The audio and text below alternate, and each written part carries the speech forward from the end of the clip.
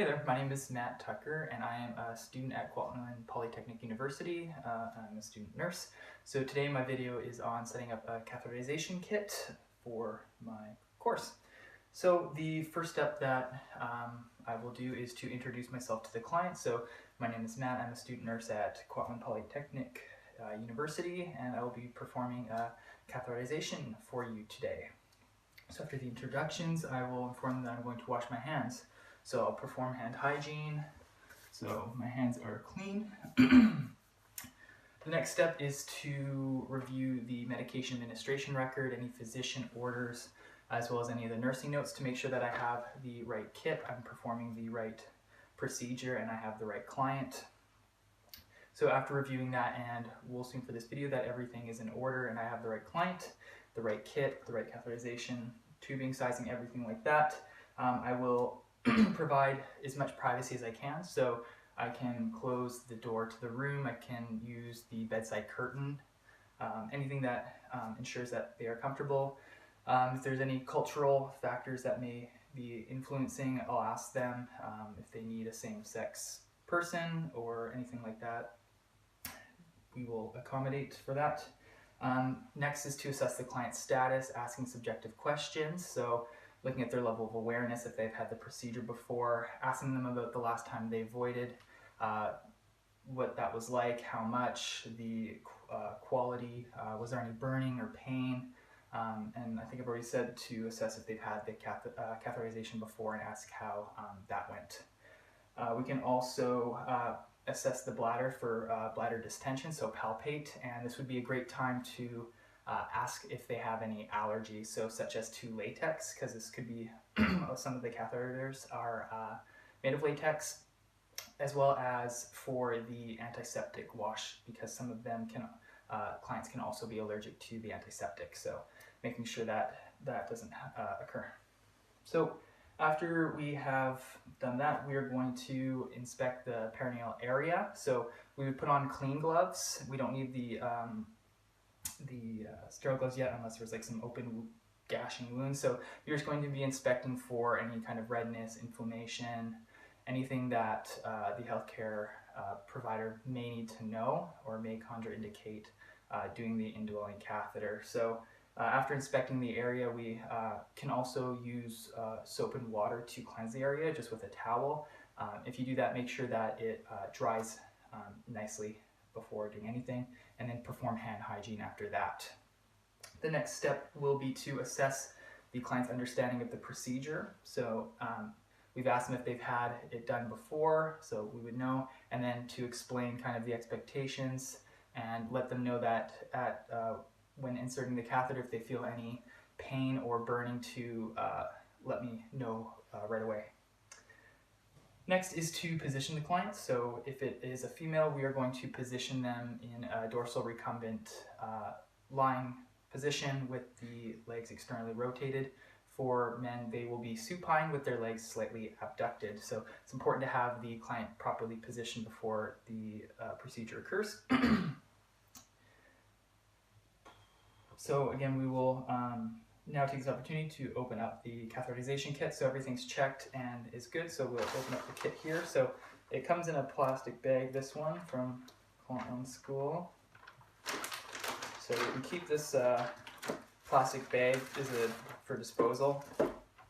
We have the catheters right here. This kit comes with 2.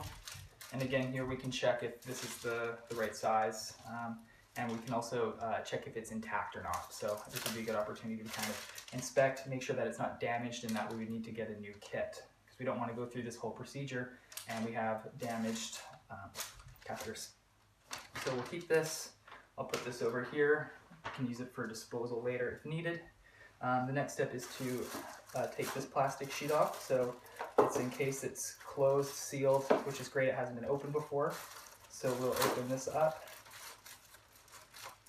We'll take it out, slide this out,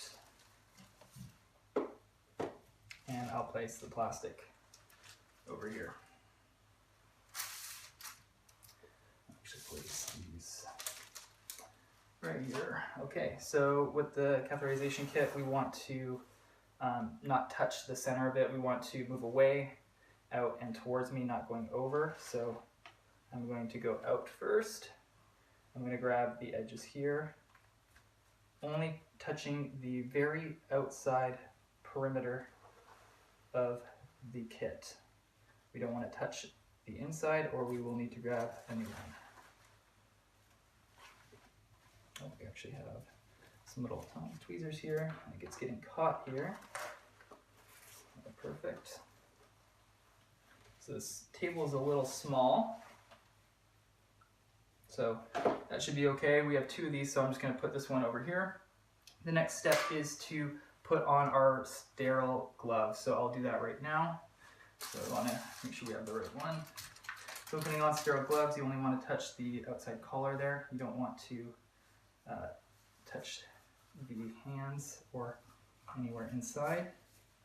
So the sterile gloves on, go underneath the cuff here, and we'll slide this glove on. Oops. So we don't want to touch this one.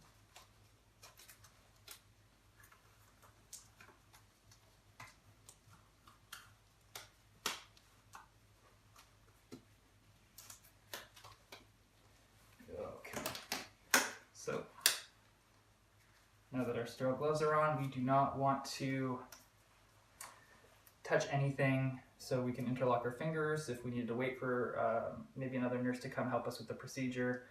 But since we are ready to go, we will continue. So what we'll do now is that we will organize our supplies. So I'm going to position this now that I can touch the contents. So the first thing that we have here is a drape. So grab that. I'm just gonna position this a little bit better. Yeah, make sure you get it good. All right. So I'm gonna grab this out. And only touching the outside away. So the first drape you see here is going to be for under the client's upper thigh and buttocks area. So you can use this underneath them to catch any dripping. So we'll place that over here. The next is the second drape. So we'll open this up. So this will go over the perineal area. So for both these, there's a shiny side and an absorbent side. So make sure the absorbent side is up and the sterile side is facing down. So this will go over either the penis or the perineal area of the female. So we'll place the shiny side down. Set that up there. So the next stage is to use the antiseptics. So antiseptic solution. So if we have that, we can open up here. We might have, here's the lubricant. So we don't have any antiseptic in this kit, but for the purpose of the video, we would be putting the antiseptic solution in the appropriate container, as well as on the cotton balls. So that will be used as the antiseptic for the perineal area to cleanse the urethral meatus. So after the solution is poured into our kit here, we will then inspect and lubricate the catheter. So I'm going to grab our catheter back here. So this is the one we have.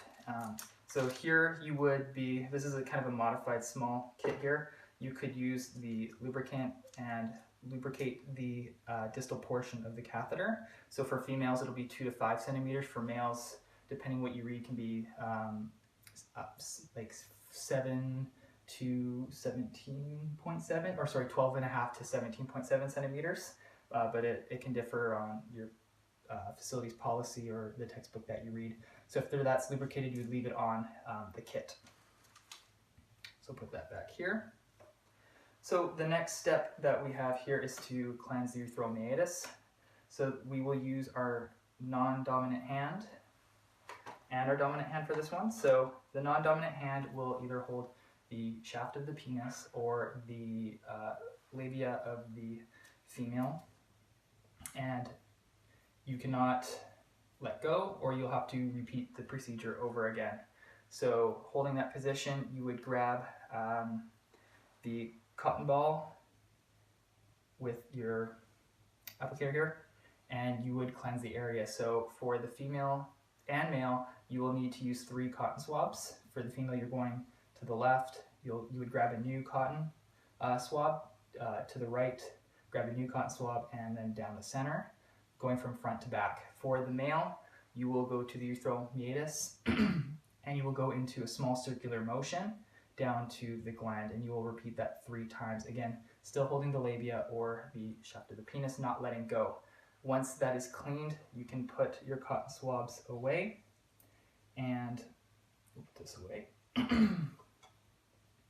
You can put that away, still holding the area open, and you would grab your catheter that has already been lubricated and slowly insert it into your client.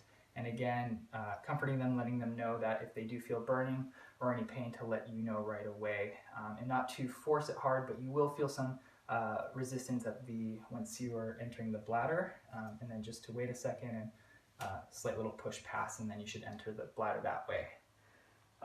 So I think that is it for the tray setup.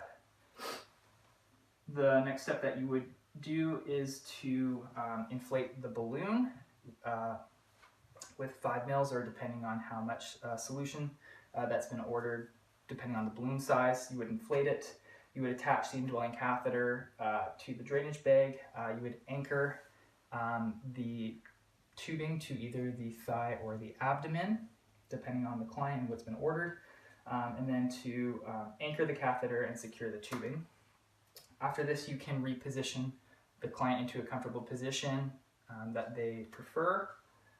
You will remove your gloves, perform hand hygiene, and then you can also come back. You can palpate the bladder to see if it's still really distended, and assess for comfort levels. You can do a pain assessment and assess the tubing and bag for and catheter, for any leakage. So we don't want anything leaking onto the sheets or their skin, because it can cause irritation to the skin. And then making sure that the tubing itself isn't kinked, and that the bag is attached to the bed and lower, so that gravity can help assist it in the drainage. So after all that's done, you can give them the call bell and let them know you'll come back and reassess them. And don't forget to document all this. So yeah, that's my video.